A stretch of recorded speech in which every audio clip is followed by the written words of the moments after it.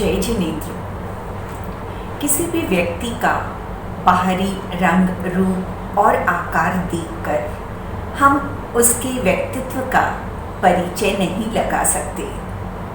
व्यक्ति की सोच, उसका चिंतन, उसकी शिक्षा, उसका ज्ञान, उसके आचार और व्यवहार ही उसके संपूर्ण व्यक्तित्व को दर्शाते हैं। 2 अक्टूबर को पूरा देश महात्मा गांधी की जन्म जयंती के रूप में मनाता है।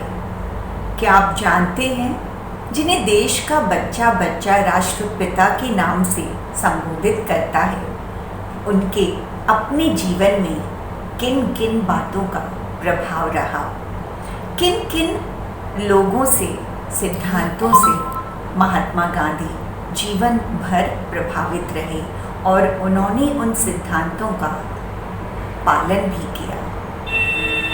बचपन से ही उन्हें अपनी माता के साथ जैन साधु संतों का समागम मिला।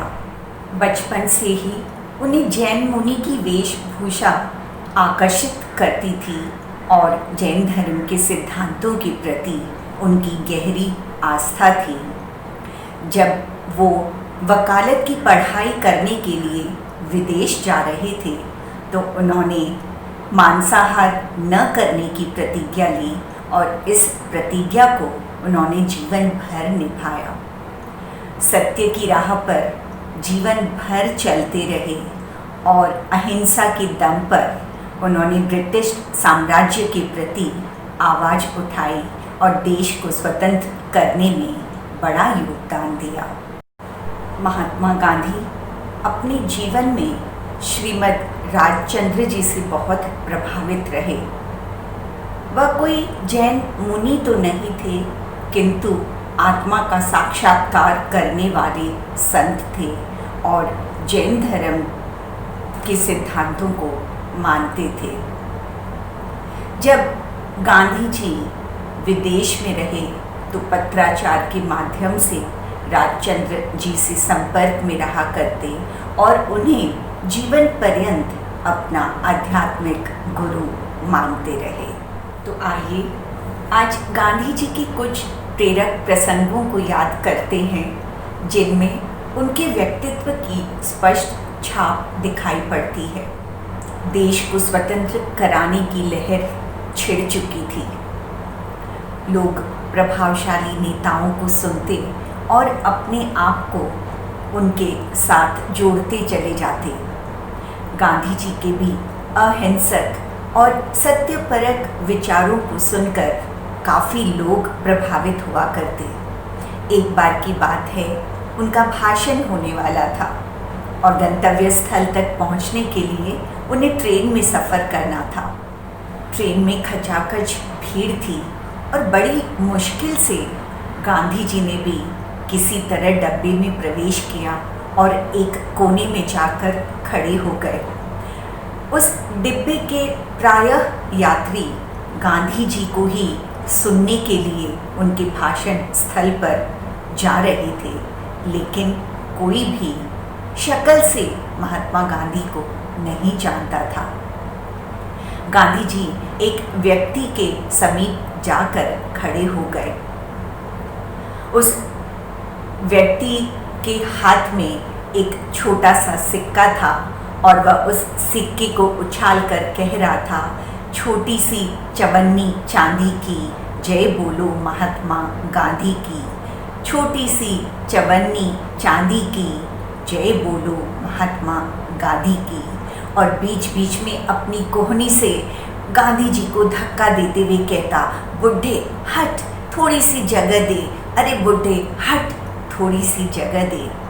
गांधी जी को समझ में आ गया कि यह महात्मा गांधी को नाम से जानता है, किंतु उनको शक्ल से नहीं पहचानता। गांधी जी चाहते तो डिब्बे के यात्रियों को बता सकते थे कि मैं ही महात्मा गांधी हूँ, जिसे आप लोग सुनने के लिए जा रहे हैं, लेकिन उनकी शिक्षा ने उन्हें मौन रहने की ही सलाह दी और वह भी चुपचाप उन सब के साथ उस भीड़ में ही गंतव्य स्थल तक पहुंच गए। गांधी जी के जीवन की अनेक छोटी बड़ी घटनाएं हैं जो उनके गुणों को दर्शाती है। एक बार की बात है, गांधी जी का चरखा आंदोलन तेजी पर था। विदेशी वस्तुओं का बहिष्कार करने के लिए और स्वदेशी चीज़ों का उपयोग करने के लिए जगह जगह उनकी सभाएं होती, उनके भाषण होते और लोग उनसे प्रभावित होकर बहुत बड़ी राशि आंदोलन को बढ़ाने के लिए गांधी जी को दान स्वरूप दे देते। एक बार की बात है, एक महिला मैली कुचैली साड़ी पहने और अपने आंचल से एक छोटा सा तांबे का सिक्का निकालकर गांधी जी के समक्ष रखते हुए कहती है कि यह मेरी तरफ से आपके आंदोलन के लिए एक तुच्छ भेंट है। गांधी जी के उन रुपयों पैसों का हिसाब बजाज जी रखा करते। उन्होंने कहा कि गांधी जी दीजिए, इस सिक्के को भी मैं दान राशि के साथ जमा कर लेता हूँ। गांधी जी ने कहा, नहीं, जो लोग दान देते हैं वो अपनी आय से कुछ प्रतिशत दान करते होंगे, लेकिन यह तांबे का छोटा सा सिक्का शायद इस महिला की पूरे जीवन भर की जमा पूंजी हो। इसने जिस भावना से मुझे यह दान राशि भेंट की है, मैं भी उस भावना की कदर करते हुए इस सिक्के को जीवन भर संभाल कर रखना चाहता हूँ। तो देखा आपने गांधी जी के जीवन में भावनाओं का कैसा मोल था। गांधी जी के जीवन से जुड़ी एक और महत्वपूर्ण घटना आपको सुनाती हूँ।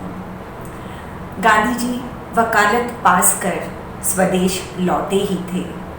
सूट बूट में रहते या पैंट शर्ट पहनते। वकालत के काम से उन्हें जगह जगह जाना पड़ता। एक बार की बात है, गांधी जी को किसी आवश्यक कार्य से एक निर्माणाधीन इमारत में जाना था। उन्होंने देखा एक मजदूरनी सी महिला मैली कुचैली साड़ी पहने उस इमारत में मजदूरी का काम कर रही है। उनसे रहा नहीं गया। उन्होंने उस महिला को रोक कर पूछा, क्या करती हो? तो उस महिला ने जवाब दिया, इसी इमारत में मजदूरी करती हूँ और कुछ पैसे कमाती हूँ। गांधी जी ने कहा, कम से कम अपने कपड़े तो साफ पहना करो। वह गांधी जी को जानती तो नहीं थी। उसने उत्तर दिया, आप ठीक कह रहे हो, लेकिन मैं क्या करूं? 6 दिन यहाँ मजदूरी करती हूँ, कुछ पैसे कमाती हूँ और वह पैसे सिर्फ 2 समय खाने में निकल जाते हैं। 7वें दिन छुट्टी रखती हूँ, जंगल की ओर जाती हूँ और अपनी आधी साड़ी को नदी किनारे धोती हूँ और आधी साड़ी पहने रहती हूँ। जब वो आधी साड़ी सूख जाती है तो उसे पहनती हूँ और पहनी हुई आधी मैली साड़ी को धोकर सुखाती हूँ। और उस एक दिन काम की छुट्टी लेने पर मुझे पैसे भी नहीं मिलते और मुझे उपवास करना पड़ता है। गांधी जी ने उसकी बातों को सुनकर कुछ नहीं कहा और आगे चले गए।